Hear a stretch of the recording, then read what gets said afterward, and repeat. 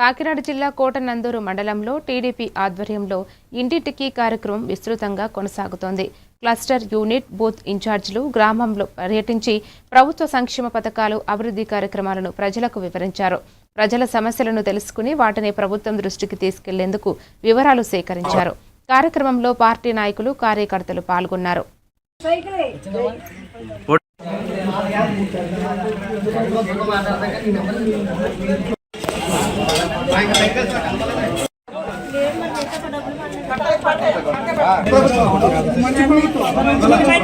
మందికి ఎన్నడూ లేని విధంగా 16,000 మంది టీచర్ పోస్టులు భర్తీ చేయడం జరిగింది మన గవర్నమెంట్ వచ్చిన తర్వాత. అలాగే 6,000 మంది పోలీసులు ఉద్యోగాలు కూడా రిక్రూట్ చేయడం జరిగింది. ఇంత రైతులకు రాజముద్రతో పట్టాదారు పాస్ పుస్తకాలు ఇవ్వడం జరుగుతుంది. రైతు పేరు, అలాగే రైతు ఫోటో, అలాగే రాష్ట్ర రాజముద్ర గుర్తించి మనకు పట్టాదారు పాస్ పుస్తకం ఇవ్వడం జరిగింది. గత ప్రభుత్వంలో వాళ్ళ ఫోటోలు వేసుకున్నారు.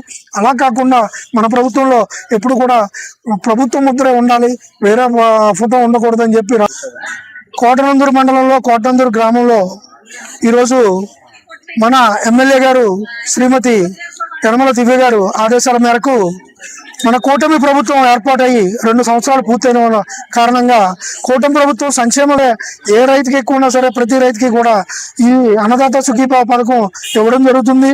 అలాగే రాష్ట్రం మొత్తం మీద 269 అన్నా క్యాంటీన్లు ఏర్పాటు చేయడం జరిగింది.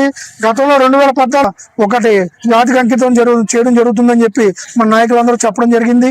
అలాగే ఎయిర్పోర్ట్ అభివృద్ధిలో కూడా భాగంగా భోగాపురం ఎయిర్పోర్ట్ కూడా రేపు 1వ తారీఖుని మన నరేంద్ర మోడీ గారి సమక్షంలో మొత్తం అందరూ కూడా నాయకులందరూ కూడా దగ్గరుండి దాన్ని అల్లూరు సీతారామరాజు నామకరణం చేసి ఆయనకి చిరస్మరణీయంగా నిలిచేలాగా మంచి కార్యక్రమం మొదలు